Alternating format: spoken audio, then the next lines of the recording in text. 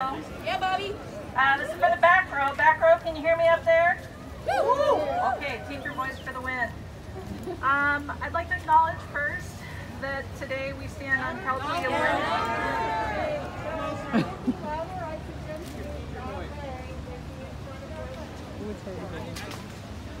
I'll try to kind of... There you go, mouth down. We're working on volume. I'd like to acknowledge that we stand on California land. May we be grateful and humble and keep that forefront in our minds and our actions today. Hello, friends and educators. My name is Bobbie Willis. I'm a teacher at South Eugene High School. And even though Eugene's January would have you believe otherwise, happy mother-loving first day of summer, friends.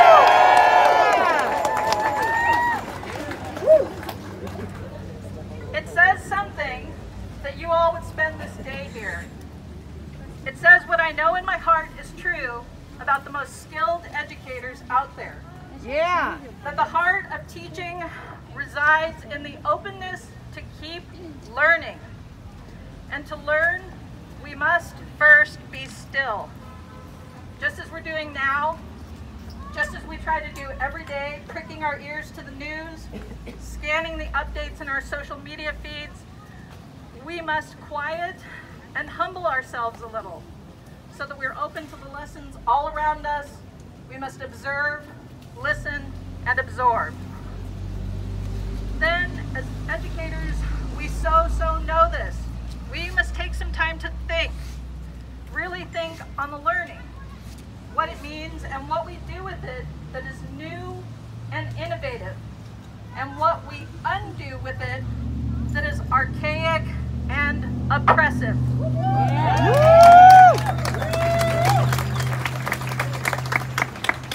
And after all of that, we begin application, the work.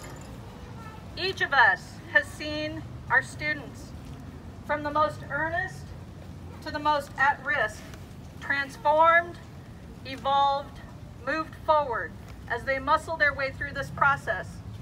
Each of us knows this is the magic. I've served in teacher leadership for a long time now, and admittedly, my lane has mostly been the middle one: meeting facilitation, committee participation, colleague commiseration. But in the last year or two, opportunities keep surfacing for me to push out of that lane. Yes. But the opportunities have felt tough and risky for a rule-following, safe, brown person like myself. Yeah.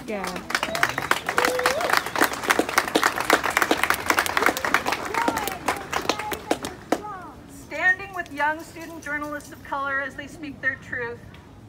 Standing with the visionary teachers behind South's recent addition of an ethnic studies course to next year's class offering.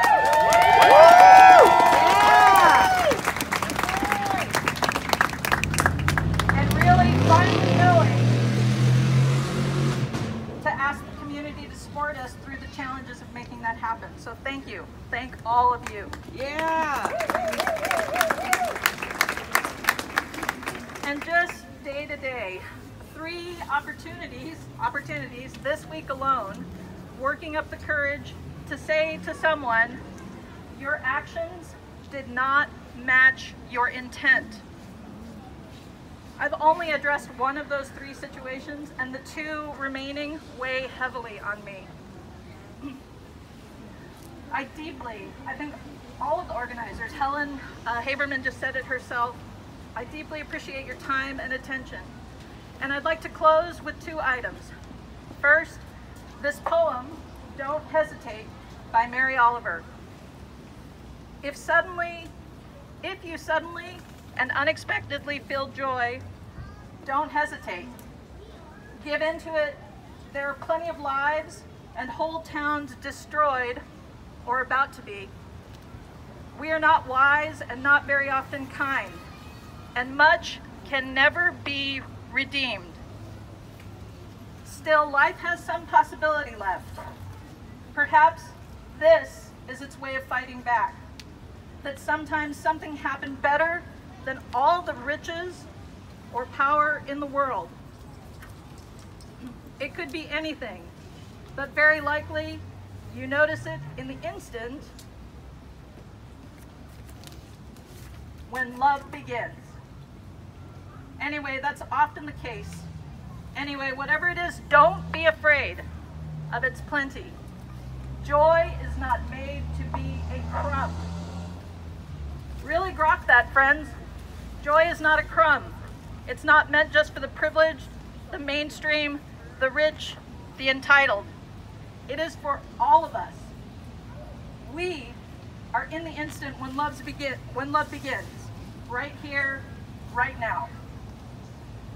And finally, this adapted from what I posted to social media after thinking and thinking on what to say in the light and shadow of George Floyd. Take nothing for granted. We can breathe. Breathe in and let it out as strident cries for justice and unwavering conversations, Dunbar's courageous conversations about right and wrong. And let it out too as the soft sounds of reassurance we make to keep each other steady and strong. Thank you for listening to me. I'd like to move us now into our speakers for this afternoon. We'll be starting with longtime 4J educator and Churchill staff member, Kevin Summerfield.